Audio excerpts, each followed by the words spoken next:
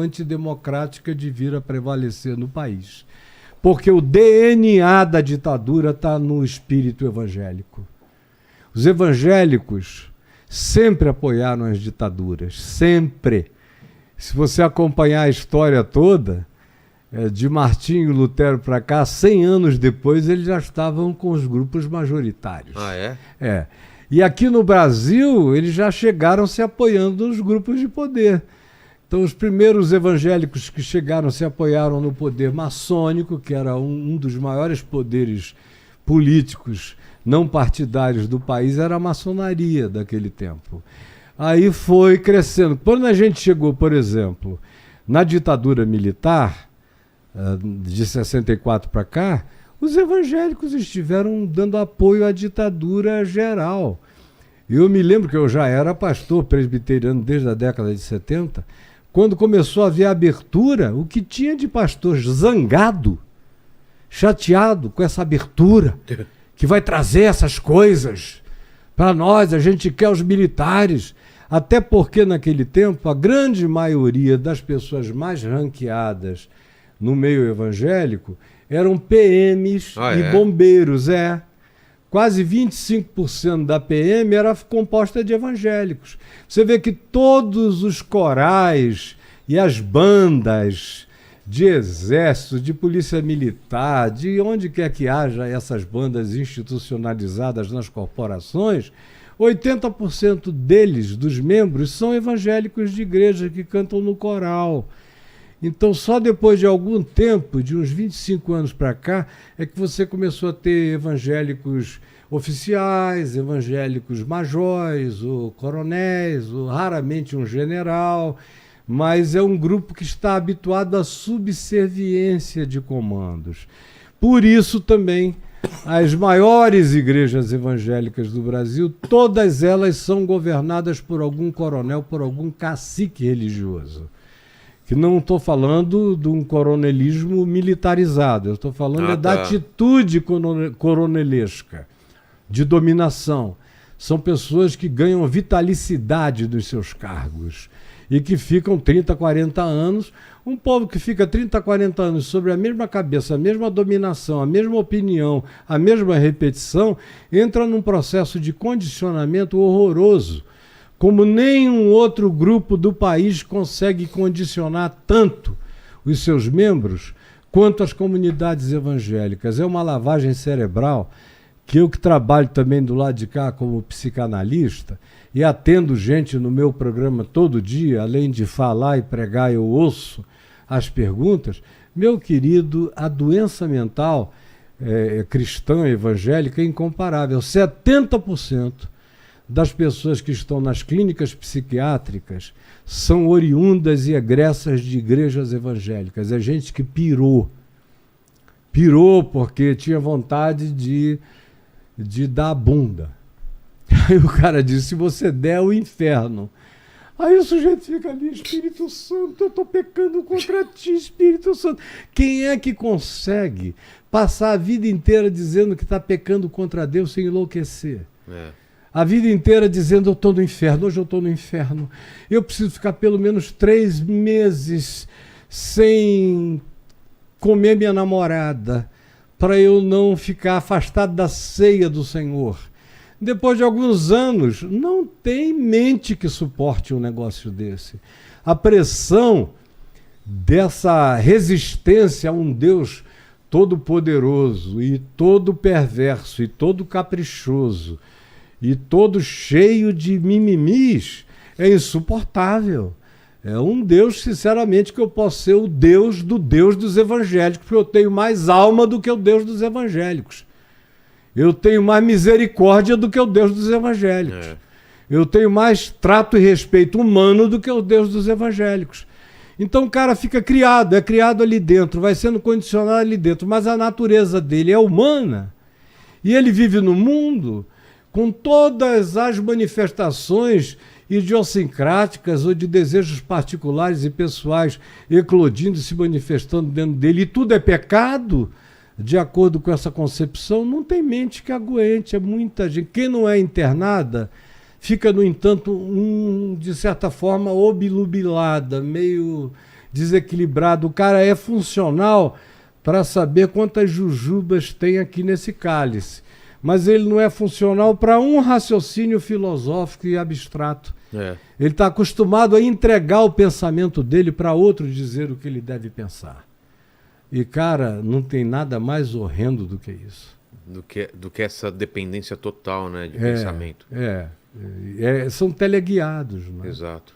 Teleguiados. Ô Paquito, perguntas aí do pessoal. Vamos lá.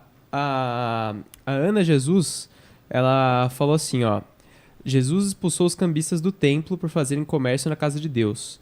Hoje cobram dízimo e ofertas como moeda de troca pelas bênçãos de Deus. Como identificar os verdadeiros pastores em meio aos pastores comerciantes? É muito simples. Os verdadeiros pastores não dão ênfase a dinheiro. Não dão ênfase nenhuma a dinheiro. Gente que serve a Deus com sinceridade sabe que dinheiro é necessário porque tem um templo quando tem aluguel, tem água, tem luz. Tem o salário dos que trabalham servindo a comunidade em tempo integral, visitando os doentes, tem os pastores auxiliares, assistentes que têm que comer, beber, alimentar a família, educar filhos. Dinheiro faz parte, mas não é ênfase de nada.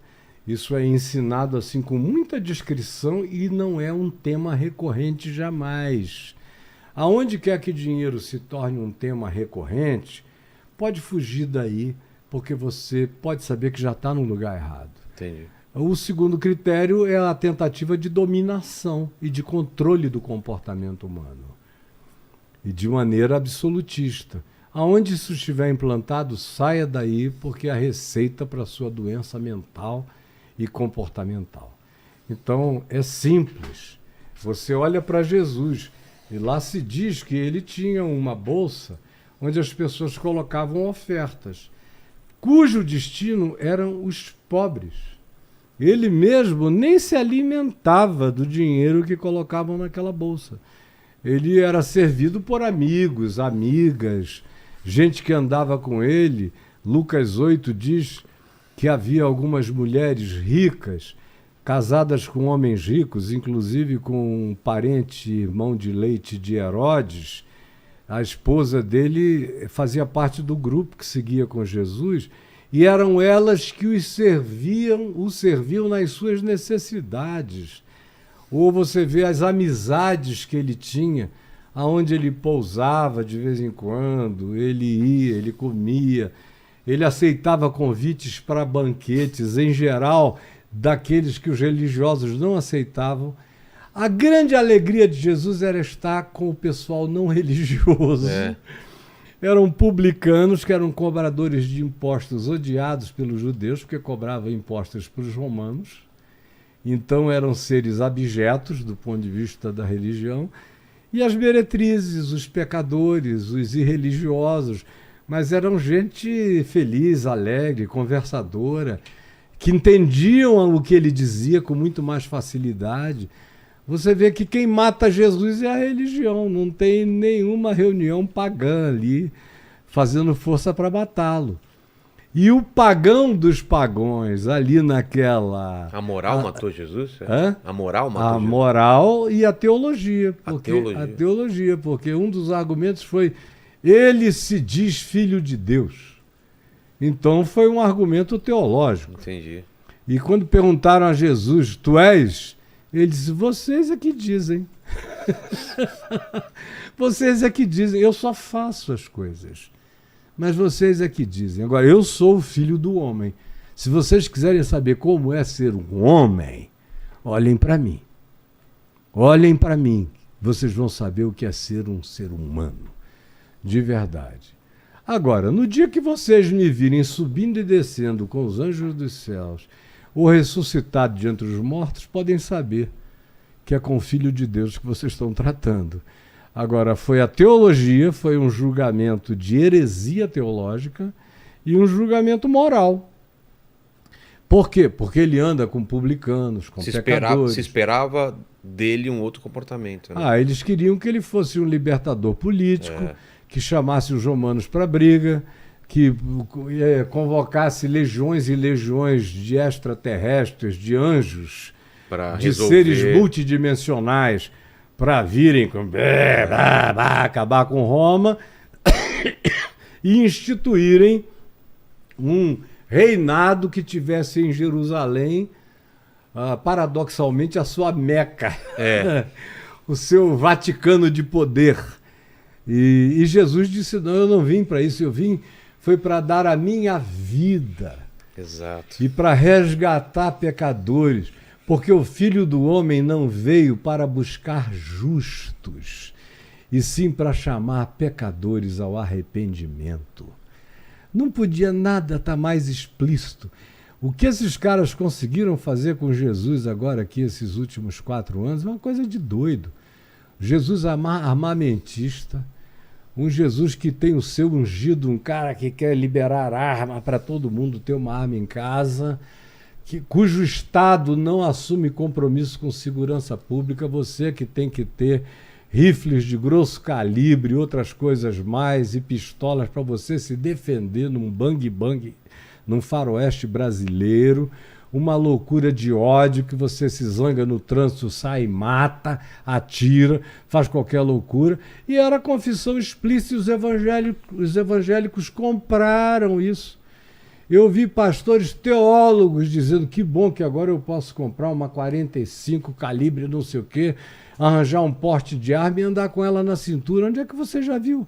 Nossa. Um homem do príncipe da paz, de Jesus, dizer que o sonho dele é andar com uma 45 num coldre para dar um tiro em algum maluco que tire onda com ele na rua.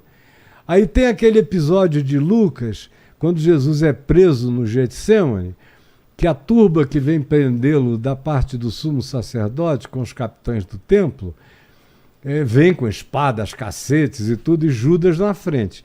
Judas disse, ele é aquele a quem eu beijar, o que era um sinal de que Jesus não era óbvio.